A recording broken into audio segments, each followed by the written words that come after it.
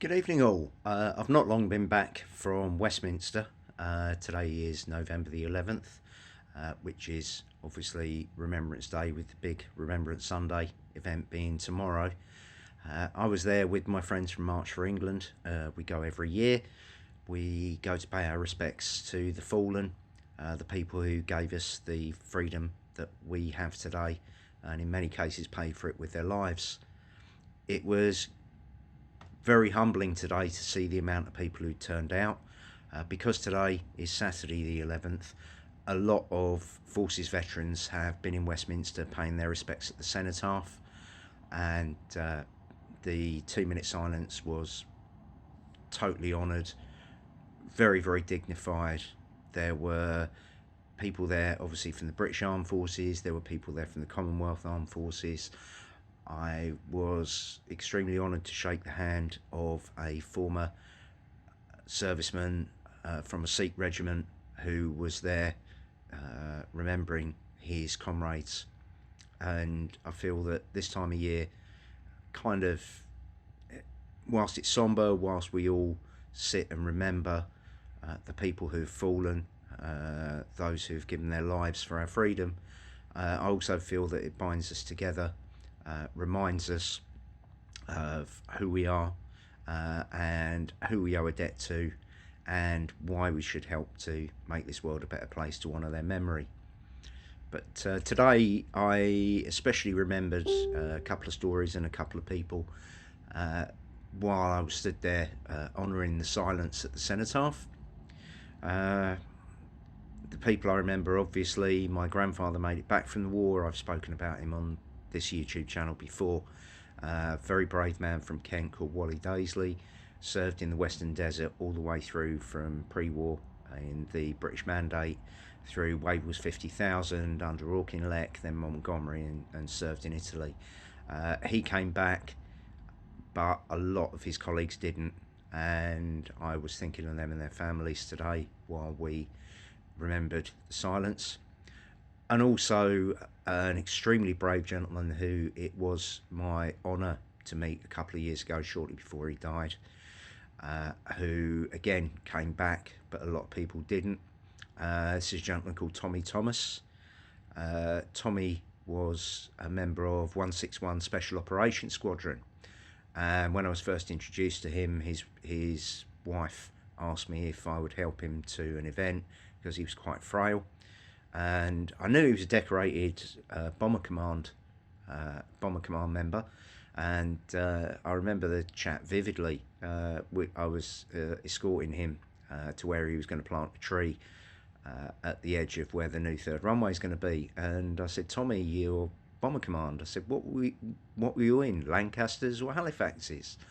And he turned around and said, "No, Lysanders." And I went, "Oh, Lysanders." I said, "Okay, so you were SOE?" And he said, "Oh, no, no, no." He said, I wasn't SOE. He said, I just picked up the mail." I said, "Picked up the mail?" I said, "No, Lysander." And he said, "Oh, yes."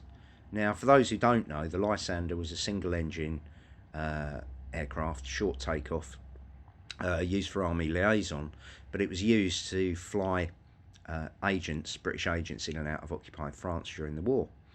And in my conversation I found out that Tommy actually, he flew in a specially modified Lysander, flying out from RAF Tempsford, which it was the most secret RAF base of the war. Where he very modestly said, "I just picked up the mail," what he was actually doing, him and his pilot Bob Larch, was flying at 100 feet all the way over the channel in the pitch black. Then they dropped down to 25 feet, and the resistance would have a metal tube laid out for them, and in it would be all the intelligence information coming back from the agents and the resistance back to London. And they'd come in at 25 feet. This capsule would have a rope on it, and that rope would be on two poles. And Tommy's job was to operate the winch on the back of the Lysander, which effectively meant he was hanging out the back of the aircraft, trying to get a hook onto the rope to pull the tube up.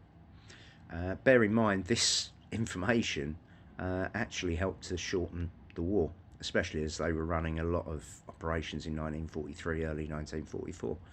And I said to him, well, weren't you worried that if it was really heavy, it'd pull the plane down? And he just smiled, a little glint in his eye, bless him, and said, well, we scraped the paint off a few times. And again, the thought of my conversation with Tommy went through my mind today while I was listening. While I was observing the Remembrance ceremony, because 161 Squadron, when they were flying Lysanders and Hudsons out from RAF Thamesford, indeed a lot of his colleagues were flying agents in and out of France, and very, very many of those SOE agents were captured by the Nazis, tortured, killed, never came home. I spoke to, at Tommy's funeral, I spoke to Bob Large, who was his pilot, who also passed away just before a remembrance ceremony we went to for Tommy last year at RAF Thamesford. And Bob Large, before he was teamed up with Tommy, one of the missions he flew into occupied France to pick up an agent, the name kind of resounded with me. He picked up on the first mission that she flew into France, and it was a successful mission, was a lady called Violette Jarbeau. Look her up. They made a film about her called Carve Her Name with Pride, starring Virginia McKenna. Very, very brave lady. Bob brought her out of France. First mission was successful. Unfortunately, her second mission wasn't. She went in, she was captured, tortured by the Gestapo, and eventually executed. And Violette and a lot of her colleagues never made it back. And they gave so much, and indeed Violette's husband was also killed, was also an SOE operative and was also killed. So today is a day, Remembrance Sunday is a day to remember very, very brave people like that. I certainly remembered a few of them today. And as is usual, when we go on Remembrance Ceremony with March for England, as well as the Cenotaph and the Women's Memorial, we always make a point of popping around the corner. There's a memorial to the Gurkhas. And I've got to say, the Gurkhas are probably the most honourable, most feared members of our armed forces. Fiercely patriotic, not always been treated by our government the way they should have been.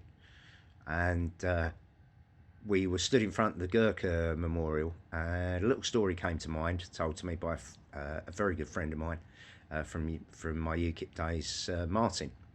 And Martin was in the RAF, he was ground crew out in the Malaya and Borneo insurgency in the 1950s.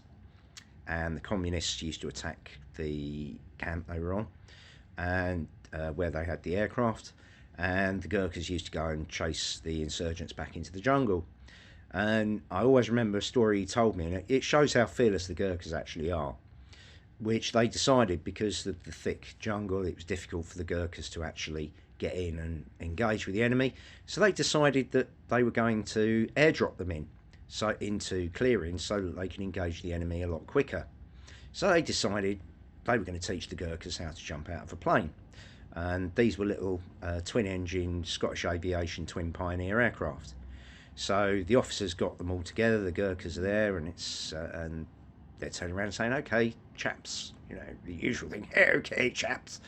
What we're going to do, we're going to fly you in at 1,000 feet, you're going to jump out of this aircraft, and you're going to engage the enemy. And there was a murmur from the Gurkhas, and one of them came forward and said, sir, can we drop at 500 feet? And the officer said, 500 feet? Your parachute will never open. At which the Gurkha looked at him and went, parachute? This just kind of sums it up. These guys are absolutely fearless.